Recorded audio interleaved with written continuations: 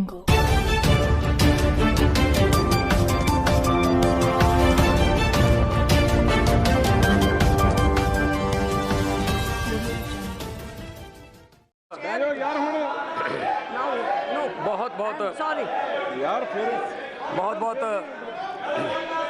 बहुत धन्यवाद मैडम।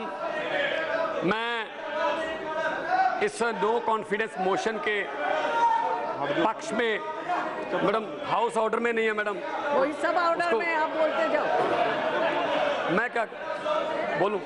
हाँ। मैडम मैं इस नो कॉन्फिडेंस मोशन के पक्ष में बोलने के लिए खड़ा हूं। मैं अपने टीडीपी वाले मित्रों से संवेदना रखता हूं। मैं उनसे वो कहना चाहता हूं कि ये पहला वादा नहीं है जो मोदी जी मुकरे हैं, ये स्वामीनाथन का वादा करके भी मुकरे हैं, ये 2 करोड़ नौकरियां देने का वादा करके भी मुकरे हैं, ये मुकरने के माहिर हैं। इसलिए मैं आपसे संवेदना रखता हूं, आपके पक्ष में हूं। इसलिए मैं ये कहना चाहता हूं, आज मेरे मित्र जो हैं, जो बोल रहे थे, आज मेरे मित्र बीजेपी के जो जितने भी बीजेपी के जितने भी मेरे मित्रों ने आज स्पीच दी, लगभग सभी में उन्होंने कहा हम सभी राज्यों को लोकतांत्रिक तरीके से सरकारें चलाने के लिए अधिकार देते हैं। क्या दिल्ली को आप देश का हिस्सा नहीं मानते? दिल्ली में आप क्या कर रहे हैं? दिल्ली में चुने हुए मुख्यमंत्री, दिल्ली का चुना हुआ मुख्यमंत्री 9 दिन तक एलजी के वेटिंग रूम में, उसके घर में उसको मिलने के लिए वेट कर रहा है। 9 मिनट नहीं मिले उसको मिलने के लिए। क्या ये लोकतंत्र है? 4 राज्यों के मुख्यमंत्री आए, उनसे भी एलजी नहीं मिले। मैडम स्पीकर, जिस घर में एलजी रहते हैं उस घर में अंग्रेजों के जमाने में वायसराय रहते थे। शायद वायसराय की आत्मा एलजी में घुस गई है। क्या लाट साहब के डंडे से दिल्ली चलाओगे? क्या ये लोकतंत्र है? कि ये फेडरल स्ट्रक्चर के लिए बहुत बड़ा खतरा है।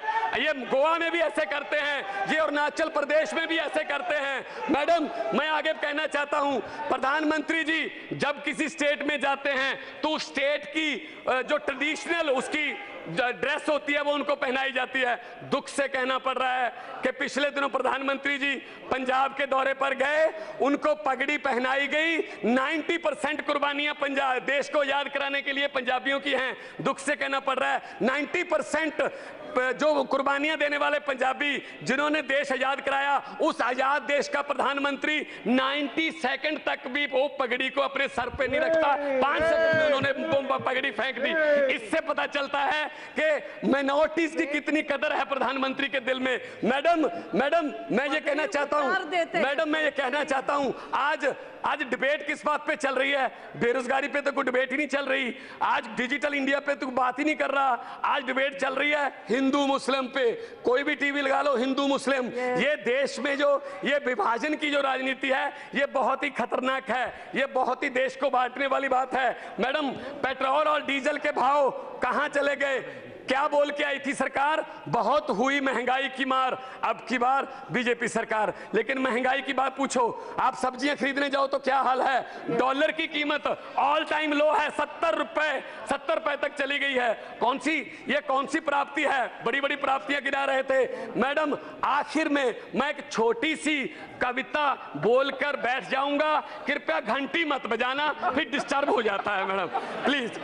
छोटी सी कविता है कि बात चली थी भारत को डिजिटल इंडिया बनाने से, बात चली थी भारत को डिजिटल इंडिया बनाने से, बात चली थी एक के बदले 10 सर काट कर लाने से, बात चली थी बुलेट ट्रेन चलाने से, बात चली थी 56 इंच का सीना दिखाने से, बात चली थी ना खाने से ना खिलाने से।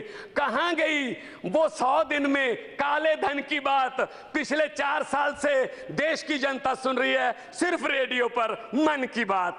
चौकीदार देख रहा है और लोग बैंकों को चूना लगाकर भगौड़े हो रहे हैं और लाखों पढ़े लिखे नौजवानों के सपने आंखों के सामने पकौड़े हो रहे हैं।